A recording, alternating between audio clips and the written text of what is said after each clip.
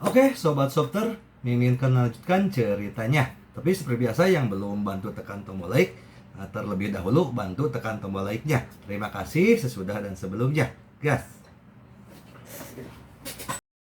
Rabu, tanggal 8 November tahun 2023.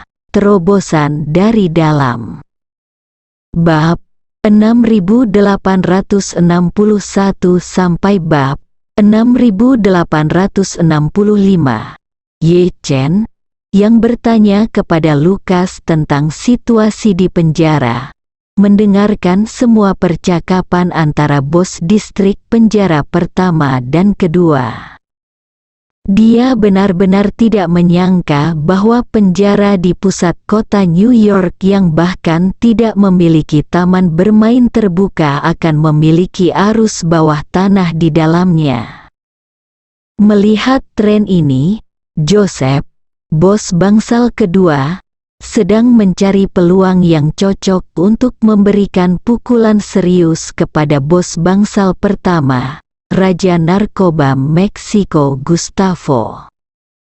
Meskipun Gustavo dimanjakan di penjara ini dan menjalani kehidupan mewah di luar jangkauan tahanan lain, dia juga memiliki kekhawatiran.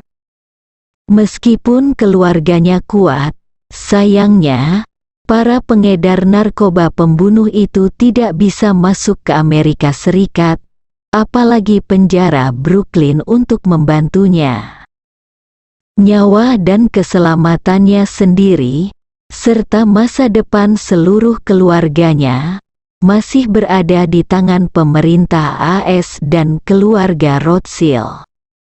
Pada saat ini, Lukas berkata kepada Ye Chen, perilaku Joseph hari ini tidak normal. Orang ini mungkin sedang membuat konspirasi. Ye Chen bertanya dengan rasa ingin tahu, bagaimana Anda mengatakannya? Lukas menjelaskan, berkata, Joseph biasanya tidak sangat berurusan dengan Gustavo.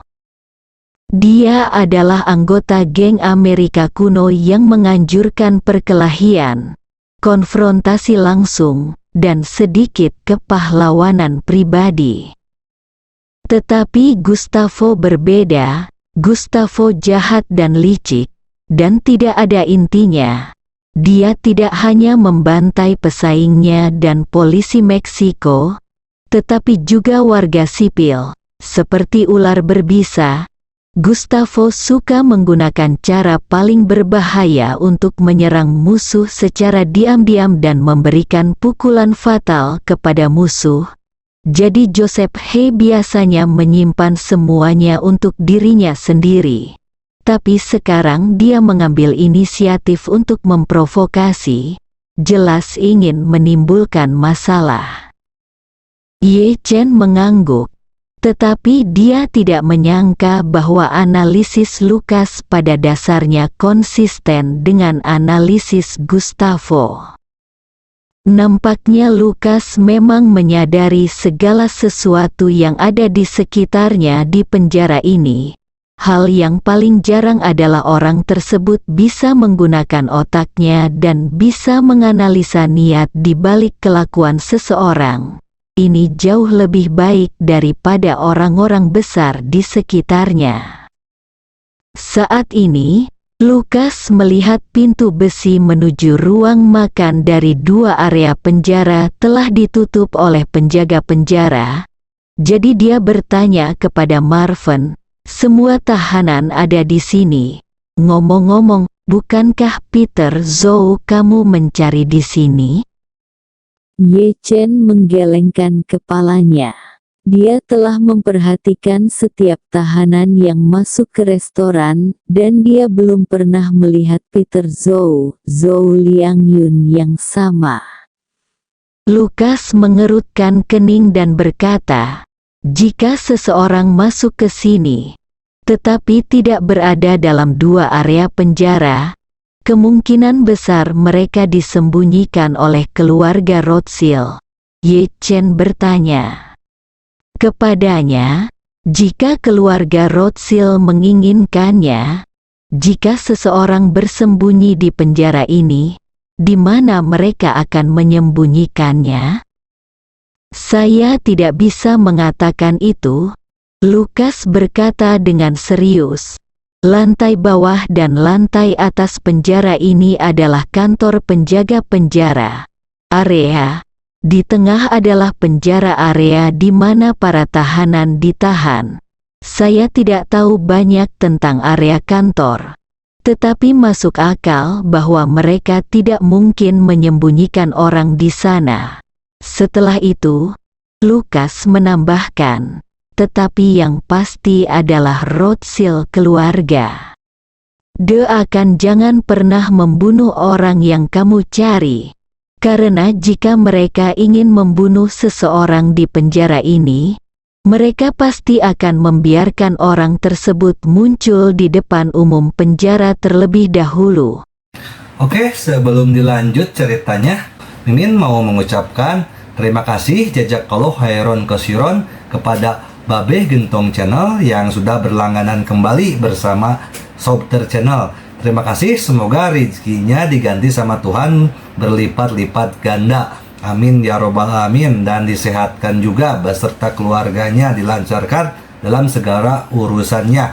Amin ya robbal alamin. Oke, kita lanjutkan saja ceritanya. Jangan lupa yang belum tekan tombol like, bantu Mimin juga tekan tombol like-nya agar Mimin tambah semangat uploadnya. Terima kasih. Dan kemudian menggunakan tahanan di dalam untuk menciptakan kekacauan. Biarkan dia mati di penjara alih-alih menyembunyikannya. Ye Chen bertanya kepadanya, jika saya ingin menemukannya dan bertemu dengannya, menurut Anda di mana saya harus mulai? Ini, Lukas ragu-ragu sejenak dan berkata dengan serius, situasinya di penjara ini sangat istimewa, walaupun seluruh penjara penuh dengan orang. Kendali keluarga Schildt dari dalam, tetapi sebagian besar staf di sini tidak memiliki akses sama sekali. Jika orang yang Anda cari disembunyikan oleh mereka, maka saya perkirakan ada tidak lebih dari 5 sipir penjara di penjara Brooklyn yang saling kenal. Tapi kita tidak punya kesempatan untuk menghubungi orang-orang ini sama sekali. Sama seperti sipir di sini, kita bisa bertemu dengannya 365 hari dalam setahun, bahkan tidak 3 kali. Marvin merasa sedikit khawatir untuk beberapa saat. Awalnya dia mengira Peter Zhou harus ditahan di area penjara. Selama dia menemukan Lukas, dia akan memiliki kesempatan untuk mendapatkan petunjuk tentang dia. Tapi dia tidak menyangka bahwa Lukas sangat berpengetahuan luas. Orang yang tidak tahu apa-apa tentang dia sebenarnya tidak tahu apa-apa tentang dia. Dan di penjara sebesar itu, tidak semudah yang dibayangkan. Dalam hal ini, jika Anda tidak dapat menemukan seseorang di area penjara, Anda hanya dapat menggunakan energi spiritual untuk mencari area lain.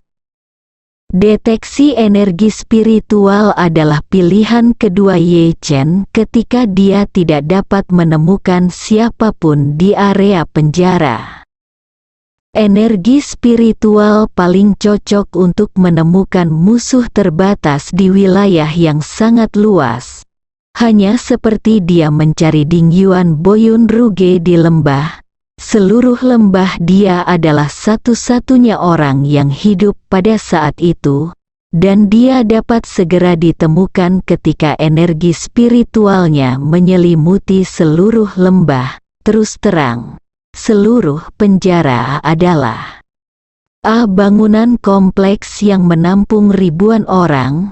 Kepadatan keberadaan manusia sangat tinggi, dan ketika energi spiritual dilepaskan, ribuan orang dapat segera dideteksi. tetapi hampir tidak mungkin baginya untuk menemukan Peter Zhou satu persatu dari ribuan orang. Karena meskipun energi spiritual dapat membantunya mendeteksi situasi, ia tidak dapat membiarkan dia melihatnya. Aura benar-benar dapat melihat segalanya, dan semuanya hanya dapat dirasakan oleh aura. Untungnya, ini adalah waktu makan di penjara, dan semua narapidana sudah ada di sini. Saya baru saja memperhatikan para tahanan di sini. Karena tidak ada Peter Zhou di sini, maka akan lebih mudah menggunakan energi spiritualnya untuk menyelidiki area lain dan orang lain di luar restoran. Begitu dia memikirkan ini, dia diam-diam melepaskan energi spiritualnya, melewati area penjara pertama dan kedua, dan mulai menyelidiki. Dia mengambil seluruh penjara. Bersambung.